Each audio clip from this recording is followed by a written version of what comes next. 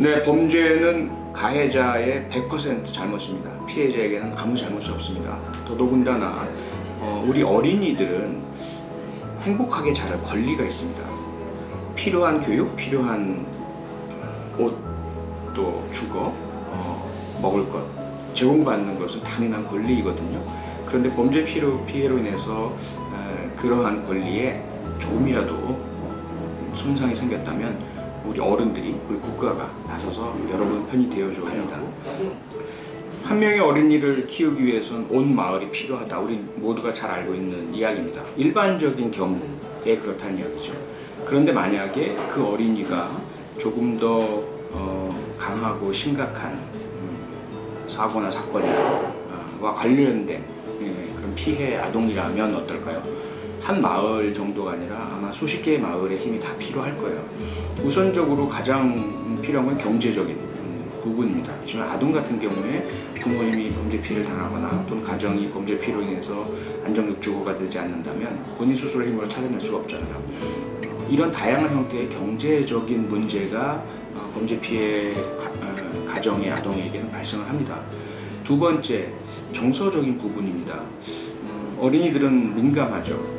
그리고 대단히 상처받기 쉽습니다. 아직까지 지적인 성숙이 덜 되어 있기 때문에 범죄 피해 등 주변에서 일어난 상황을 스스로가 이해하고 그 소화해내기는 어려워요. 그런데 범죄 피해가 발생했을 때는 상당히 심각한 정서적인 그런 손상이 발생을 하게 되죠.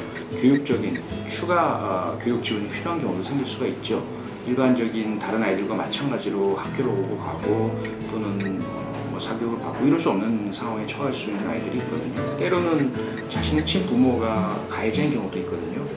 그 경우에는 누군가가 그 역할을 맡아줄, 보호자로서의 기능을 해줄 사람이 필요하고, 이것도 역시 지원의 범위에 들어가는 거죠. 범죄가 발생을 하면 대부분의 언론, 뉴스, 매스미디어 등은 그 사건의 현상에만 주목합니다. 그리고 나서 이 사건의 범인이 검거가 되고 만약 사법 처리가 되면 잊어버리게 되죠. 그런데 범죄 사건이 발생한다는 것은 해당되는 사건의 직접 피해자뿐만 아니라 그 피해자 주변에 있는 가족들, 또 주변 사람들의 관계를 파괴시키게 되고요.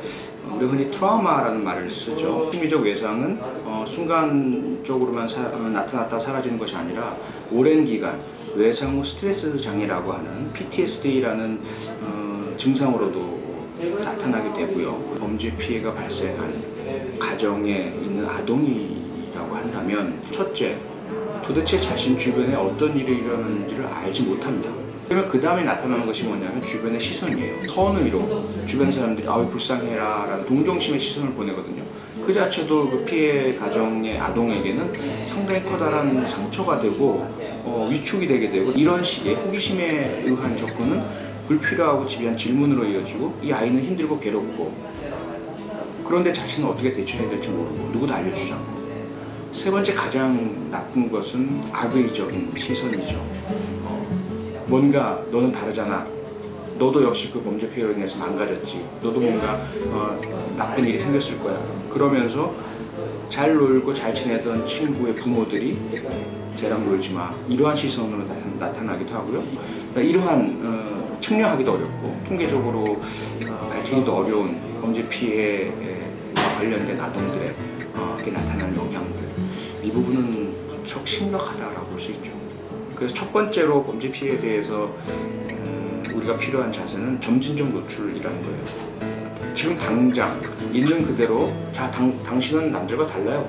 너는 남들과 달라. 어떤 건지 알아? 이것은 잔인한 공격이 되겠죠. 하지만 마찬가지로 범죄 피해 생각도 하지만 잊어버려. 이건 역시 잔인한 은폐가 됩니다.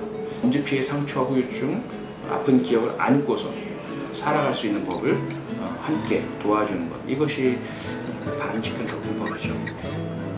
범죄 피해는 그 피해자의 어떤 문제가 아니고, 원인이 아니고 특수하게 그곳에서만 발생한 게 아니라 누구에게나 발생할 수 있고 나에게도 우리 집에도 발생할 수 있는 일이었는데 저곳에 발생을 한 것이다 라는 인식을 우리가 가지게 된다면 그 피해자를 바라보는 건 너무나 자연스럽게 문제가 해결이 될 거예요. 그래서 네, 범죄 피해 위기 아동 지원 캠페인 늦었지만 꼭 필요한 그리고 지금 우리에게 반드시 있어야 할 운동입니다. 여기에 참여해 주시는 모든 분들께 진심으로 감사의 말씀드리고요.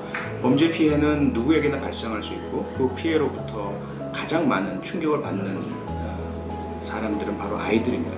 우리 아이들, 우리 스스로가 보듬고 함께 손잡고 다시 범죄 피해가 없는 세상을 향해서 행진해 나갔으면 좋겠습니다.